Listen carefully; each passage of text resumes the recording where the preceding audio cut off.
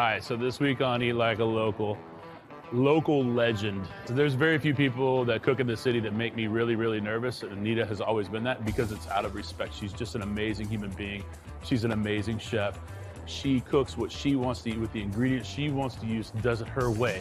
So we're gonna take a look inside Anita's life today. We're gonna step into Pondicheri. We're gonna go up to Pondicheri Bake Lab. Let's get in and do this because she's worth everything.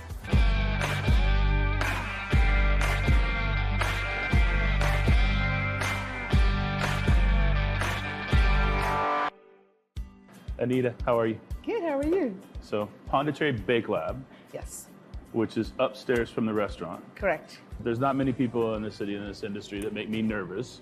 And you do, because I look up to you, and I look up to how you've done things and how you've, managed your life and how you manage your restaurants and you manage your people. Thank you. I'll never forget the first time you came in to eat, I was like, she's here. I take this very seriously, obviously, because I feel like food is the future of our health, the joy it brings us. I feel eating well is the way to go.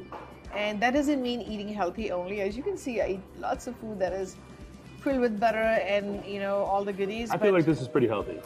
Well, relatively, yes. I mean, I didn't bring you the ice creams and the chocolate, or chocolate chili ice creams or any of that because I'm like, I'll save that for later. We'll get to that. So really, it's more about eating food that truly makes you feel good, not just food that looks beautiful, that you feel good the next day. What got you started in this business?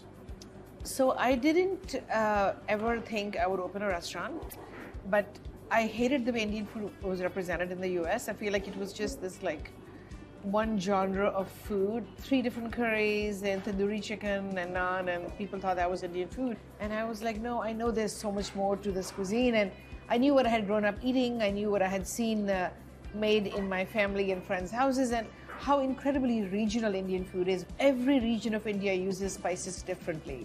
So you can't get the same food in Rajasthan that you'll get in Kerala.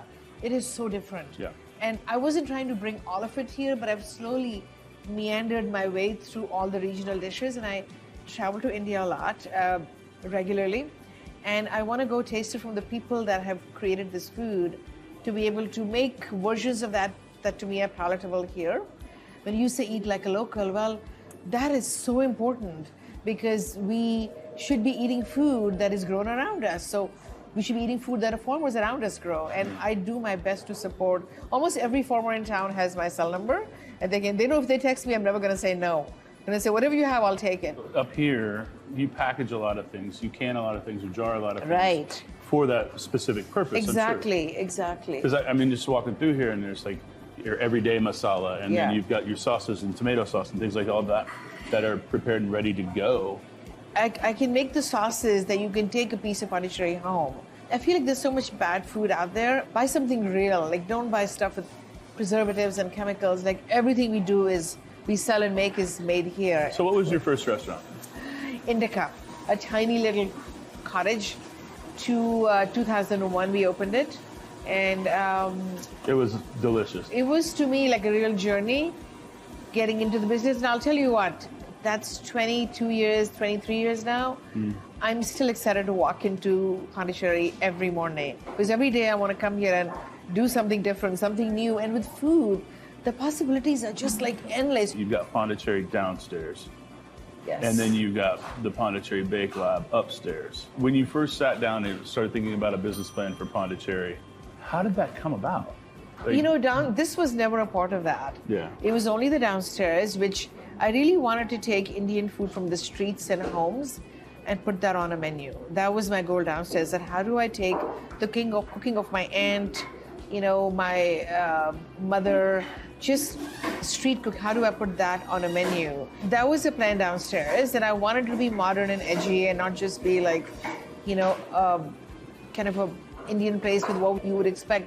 And I wanted to bring in Texas flavors because Texas is such a big part of where I am. This is where I live, and I love being in Houston. So many things about it are so great. The multiculturalism, the people, the fact that people can eat spicy food and not complain about it here. That was a great surprise, right? It helps, right? Yeah, because at Indica, people would come in and say, this is so great. They would not have eaten it that spicy like in other cities. I think how much Mexican food has succeeded here helped me get Indian food on the table. So the upstairs was kind of like an afterthought.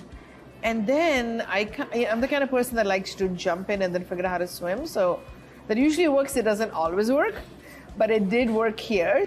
Okay, so. This is beautiful. Thank you. Well, it's just a small sampling of what we have. I know. I know. I walked over to the case and I just stood and looked and I was like, Right. it's just beautiful. I mean, Okay, so that's the Pandi bar, and I love that because it's a snack mix in India that is turned into a rice bar. So it has Just a spices. snack. It's just a snack, yeah, it's yeah. like, but this is like the Rice Krispie treat. Of India It's sweet and savory and spicy. and spicy and Yeah. crunchy and great. Yes. Wow. Thank you. Here we call it the Sam biscuit. Well, because it's got saag, artichoke, and mushroom. And I mean, you can always do spinach, but when you do saag, which is spinach puree made with spinach, mustard greens, onions, ginger, garlic, all kinds of spices, it's just much more elevated. So it's the saag with the mushrooms and artichokes in a biscuit. So again, I'm always trying to, put vegetables into everything. Well, so yeah. so I mean, that's but what that is. that's the culture in the food, right? Yeah, yeah, A lot of Indian cuisine is vegetarian. Yes. I'm not sure I could be vegetarian all the time, but when I'm eating this food, Yeah. I can be. Quite frankly, you're a real good cook. You're real good at this. Thank you. That is freaking delicious.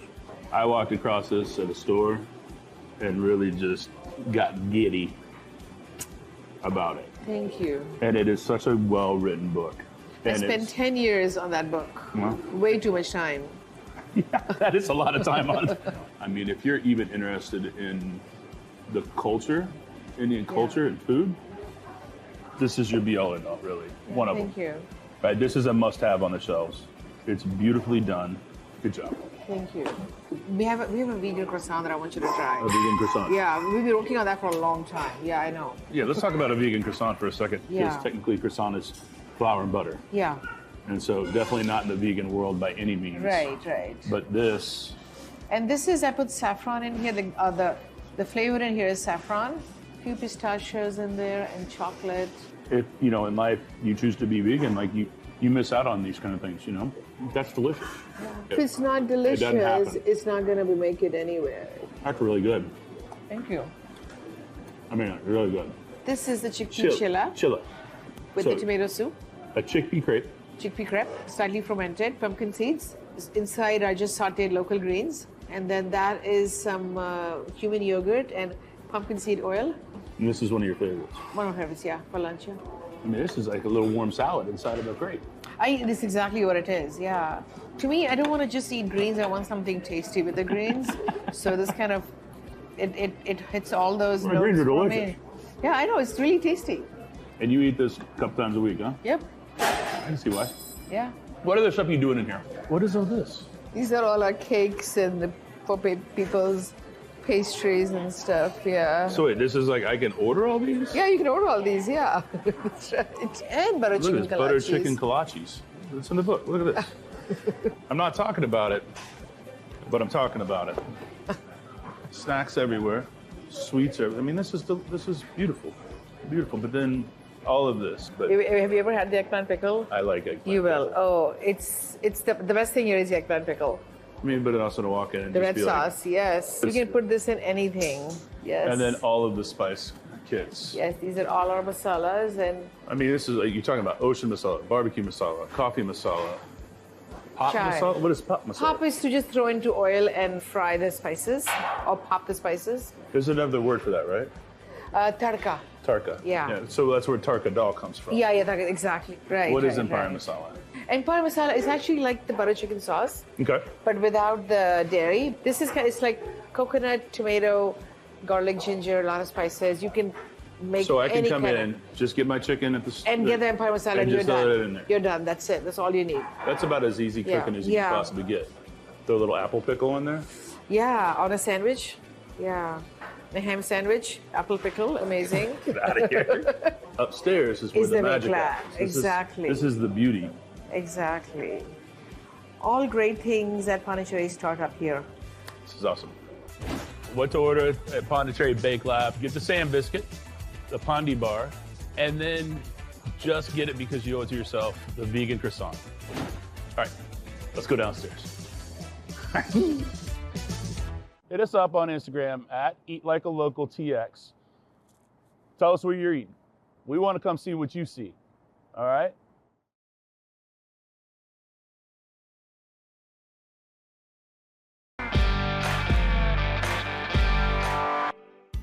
When we talk about Indian cuisine, what's sitting here in front of me is not what I traditionally think of, or what the general public would. Sure. When you think of Indian cuisine, you're like, well, there's probably a biryani, there's probably some korma, butter chicken, which and all delicious, right? And we have those too. Yeah. I mean, God, you have it for everybody. But you sit back and you talk about momos, right? Which momo is an Indian-style dumpling. Right. It's kind of Himalayan dumpling. It's Nepali, Tibetan, but a lot of that washes into Indian food. And you can find momos on street corners in New Delhi, in Mumbai. So momos are common street food in India. As well they should be, because anytime you see something that's a dumpling form, go for it.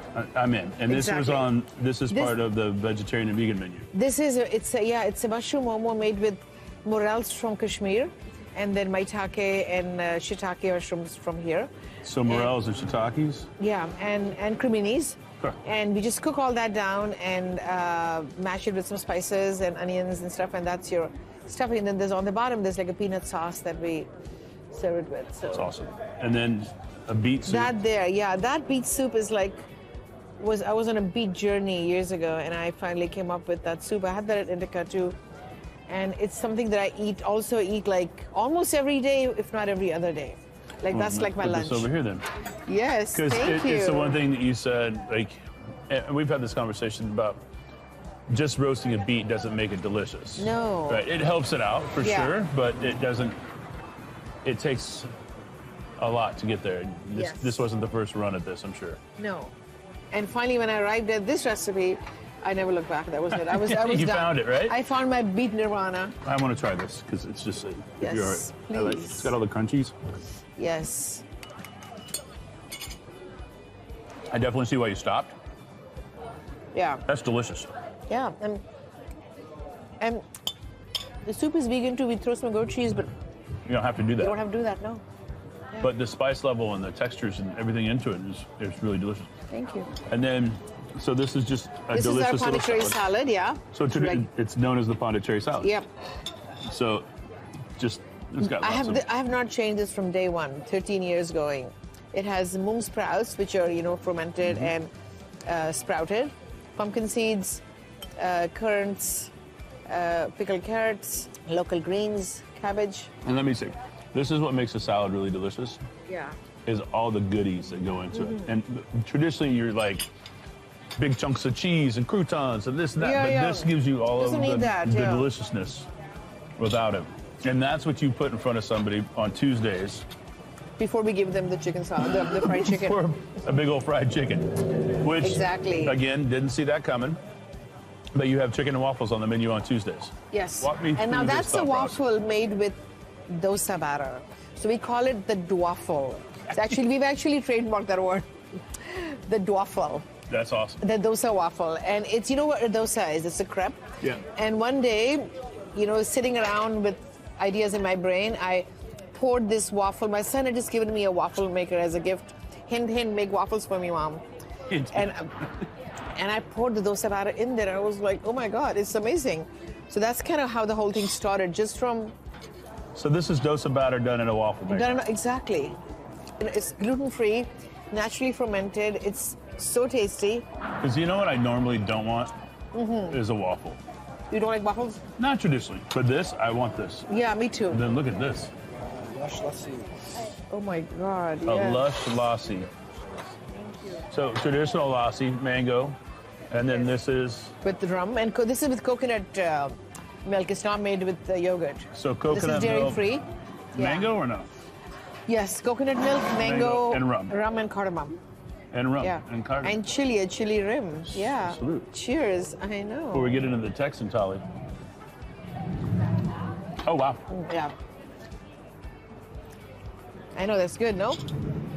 That is amazing. I mean, the cardamom and the chili. I got to try this too, though. I love a good dumpling. Yeah. I love a good momo. I wish that we saw more momos in this city. I know, me too. the dumpling is a vehicle of culture to me, right? Totally. Because you can definitely see where people are coming from the flavor profile that's in a dumpling. Well, the mushrooms are smoked. You taste that? You left that part out, huh? Yeah, I forgot to tell you that. Jimmy, this is vegan. It's so tasty. Like you don't need to eat meat when you eat food that's this tasty vegan. as a carnivore, that makes me really happy. I know. That's what I was trying to tell you, is that it's so good. This makes me really happy. This makes me really happy. I know the fried chicken's going to. Before I get into that, I need you to talk to me about a thali. All a thali is, it's a style of eating, really. A style of eating with variety. And Indians don't like to eat like one thing. My mother, when she was old and sick, she still made 5 things. That's kind of what makes a thali exciting, because you get to eat a vegetable, a curry, another curry, some dal, crispy potato cake, lamb chop, naan. I mean, there's just so much that you get. That's, to me, the best way to eat at Pandi is to eat in a thali. And we have like several, you know, the vegetarian ones. We have a vegan thali that's also. You do breakfast thalis too. We do a breakfast thali, yeah, morning thali. I think you've had that, no? Yeah. Because you're open for breakfast, lunch, and dinner. We are. This isn't all day at fair. This is, yeah. Is this the butter chicken That is the butter chicken. that I hear about all the time? That apparently is in a kolache, but we don't talk about it. Yeah, and that's our okra with a bit of a fennel salad, keema, lamb.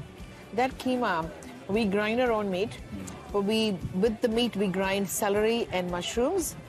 Well, I mean, and that's amazing too, because texturally and flavor profile. I think it's tastier than only meat. Yeah. Exactly. You have said it very clearly to me that, and it's one of the things that I appreciate about you, is that you are going to cook what you eat. You're going to use the products that you would feed yourself at home, you use here, knowing that the cost is always higher. Right. And let's be honest, sourcing local product is not always easy. No. You are showing your responsibility to your community by doing that. And with that responsibility, you are one of the only people that is full committed to Zero waste. zero waste and compost. Yeah. Which I think is a true testament to who you are as a business owner. Is that easy? Absolutely not. No. It's what's right. I said, okay, why don't we just do a composting program? And everybody's like, what, are you crazy? And I had been composting at home before that, so I knew what it took. Found a company here, Zero Waste Houston, and they said, we will pick up your compost. And they brought us these buckets. It was a disaster for the first 6 months, because you pull your gloves off and you throw it off in the trash where everything else goes. It's like, no, that goes somewhere else, that goes somewhere else. So that took a lot of training. We still do it because it feels so good to do it. It feels like the right thing to do. But now that we do it, everybody's like, this is so easy. Look, I'm not doing this for me. I'm not doing this for you. I'm doing this for us as a planet. This is so much bigger than we are. We're just a little itty bitty restaurant here trying to do something a little bit better. So just help me. And now everybody's on board. Even customers have been trained. Don't throw that there. Throw that there. Well, things like composting should just be part of what everybody just does every day. If you go to Europe, even the trash pickup in Austria there's a trash pickup for composting. I should be expected to do this, and that's where I want to see a change in people's attitude. That it shouldn't be it should not be a question. It should not be an option. It should be required. So I compost at home too. I don't just do it here. So, yeah. It's not that I kind of get the feeling. I know the feeling that if you're doing it at your restaurant, you're doing it at your home too. Yeah. Because you choose to do these things as your life. Yeah. And you live your life in one manner. Okay, you can do this. It's not that complicated. It's a commitment, but you can do it. And I think that's what has made you who you are, is that you do question everything and you make the changes that need to be done. Exactly. How is the fried chicken, by the way? Now I know what I'm doing on Tuesdays. I mean, come on. And this is really good fried chicken. Thank you. I do think it's really good, and I do think it's a really good combination with the waffle too. So because this is a little fermented, it's not just a sweet waffle, Yeah, and I think that's what I like about it. It's because I think waffles can tend to be doughy and heavy, and that's just crisp and light. Even as it sits there, it's still crisp and light. Exactly. Look at that. Also becomes a vehicle for beet soup. Oh, no. So happy to be able to sit here with you and have these conversations. It makes us all want to be better.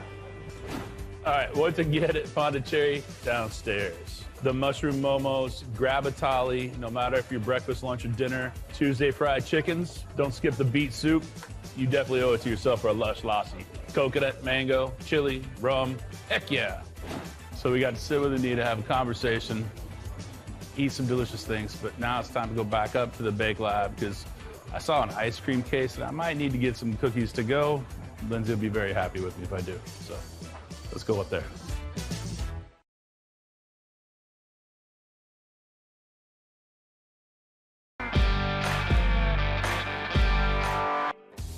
Other places to check out: Shri Balaji Bhavan, delicious vegetarian. Go ahead and check out Musafer in the Galleria. Super high-end and unique, awesome. What they're doing is really cool food. Also, go check out my family at London Sizzler. Those folks are doing it right. And then Udipi Cafe. What an amazing afternoon. Sitting with Anita, talking about the Bake Lab, talking about Pondicheri, just Indian cuisine, her life in general. But I had to come back upstairs, get a Krishna, and a scoop of ice cream. This is the chili chocolate, which looks awesome.